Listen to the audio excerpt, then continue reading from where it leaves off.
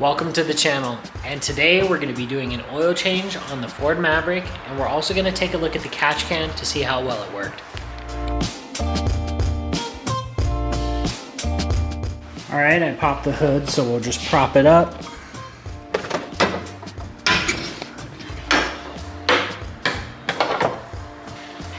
And then the first thing we're going to do is just take off the oil fill plug.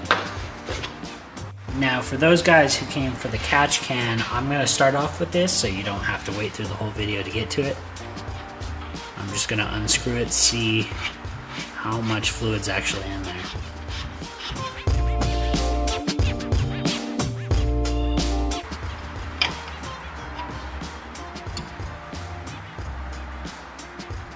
A decent amount. I'll pour it in a cup so you can see it a little better.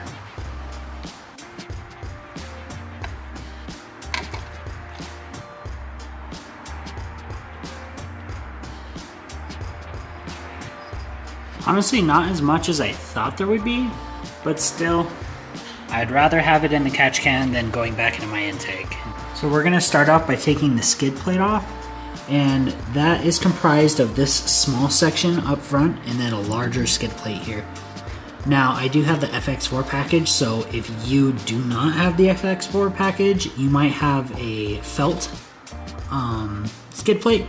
But same thing, you'll just have to take it off to get to the oil drain plug and filter. So to start, we're gonna take off the front bolts of the small skid plate. There's 4 and they're T30s. And then we're gonna remove the larger skid plate from the back. And then after this skid plate is off, we will come back and take off this smaller skid plate.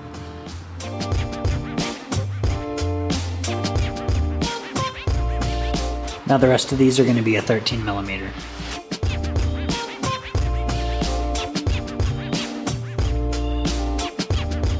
Apparently the skid plate bolts are Loctited, so I'm going to use just a ratchet to take them off instead of the impact.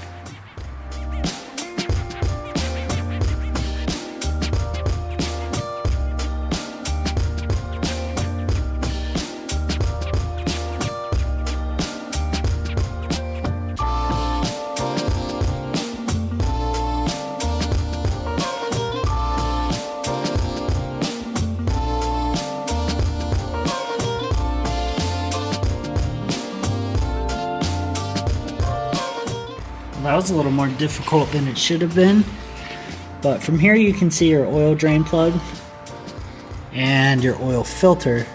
You could probably get it without taking this plate off, but I don't want to get oil on it and then have it drip in the garage, so I'm going to take it off.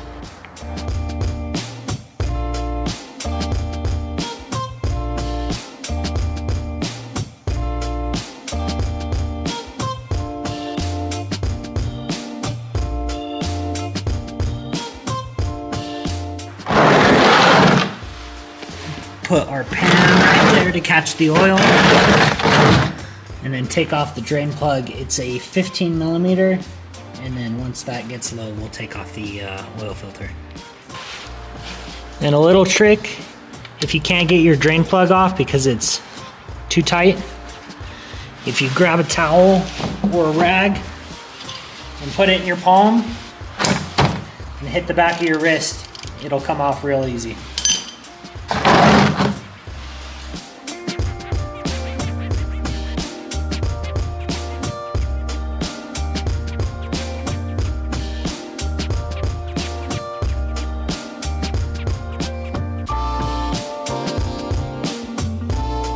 Now that the oil's done coming out, we'll put the drain plug back and then we'll move on to the filter.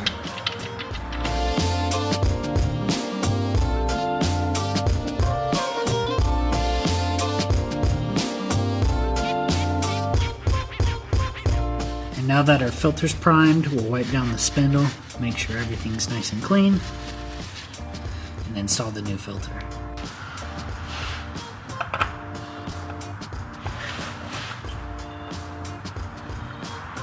You don't have to go super tight, just hand tight.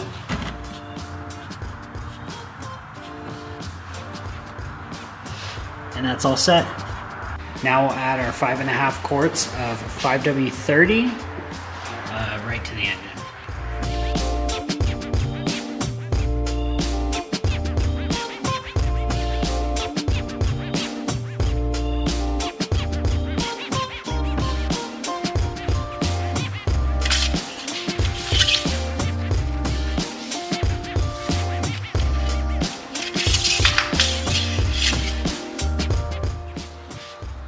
That looks pretty good.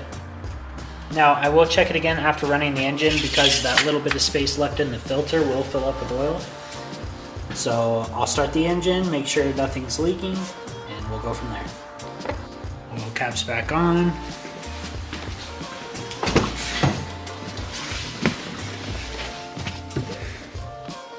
Start the engine. Make sure oil pressure goes up. Then we're going to check on there, make sure nothing's leaking. Looks good. Then I'll usually rev it to about 3,500 RPM and check for leaks.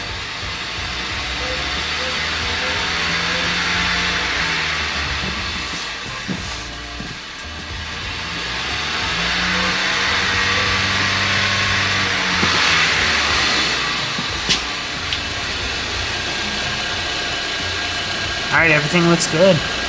Now, just before I recheck the oil, I'm going to clean up my area and put the skid plates back up. And then I'm going to take it off the ramp so it's on leveler ground and then check the oil, make sure everything's good. Alright, we're off the ramps now and the skid plates back up. Now that's left is check oil and add if needed.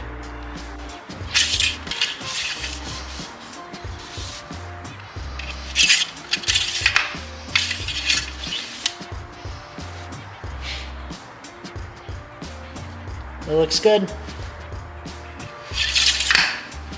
And that's it for an oil change, so let me know what you guys think of it. Now next week we'll have a much more exciting video.